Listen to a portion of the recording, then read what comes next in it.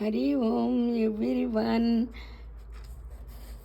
ఏకదంతాయ విద్మహే వక్రతుండాయ ధీమహి తన్నో దంతి ప్రచోదయాత్.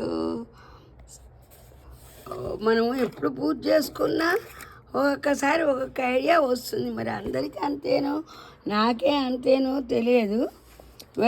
శివ పంచాక్షరి స్తోత్రం చదువుతుంటే ఒక్కొక్క దానికి ఒక్కొక్క అర్థం, ఒక్కొక్క టైంలో ఒక్కొక్క రకంగా నాకు అర్థం వస్తుందన్నమాట.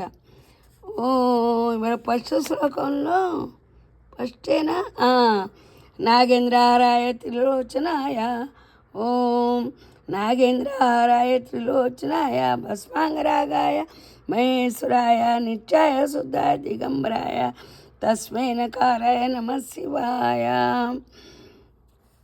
ఇది పెద్దలు మాత్రమే చెప్తున్నాను. పెద్దలు కూడా అందరూ తెలిసే ఉంటాయి. ఏమో నాకేమనిపించింది, నిత్యాయ శుద్ధాయ దిగంబరాయ అని స్వామిని ఎందుకంటారో తెలుసా? నాకు తెలిసింది ఏంటంటే 4 దిక్కులు వస్త్రాలుగా ధరించేవాడు ఎవరు? శివుడు. ఆయనకు ఒక రూపం లేదు.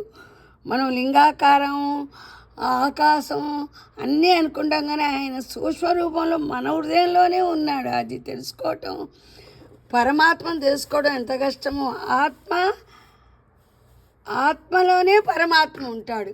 అందుకే పరమాత్మ అని పేరు వచ్చింది. నాకు ఇవాళ ఇది చదువుతుంటే ఇది అర్థమైంది. నకారాయ నమః శివాయ. నేను తెలుగు టీచర్గా నకారం అందరికీ ఎలా చెప్పానో చెప్పనా? ఇప్పుడు నా అన్న ఉన్నారనుకో, మనం ఎలా పిలుస్తాం? నా అన్న అని పిలుస్తాం. అది వర్ణక్రమాలతో నేను పిల్లలకి చెప్పాను. నకారములన్నా నకార, ఆకారములు ద్వకారములు నాన్న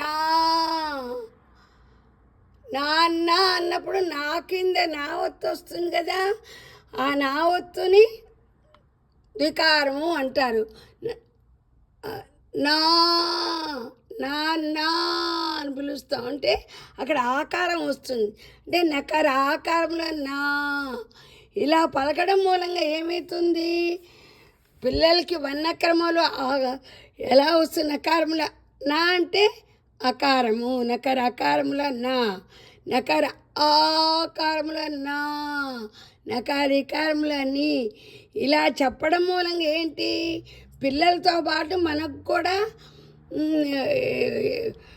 ఏమి ఇదండి ఇది వస్తుంది. బొడ్డు నుంచి ఓంకారం మనం ఎలా పలుకుతామో అలా వస్తుంది. ధమ్ అనండి, మీకే తెలుస్తుంది. అది నాకు చెప్పడం రావట్లేదు. ఉంటా మీ శ్రీదేవి.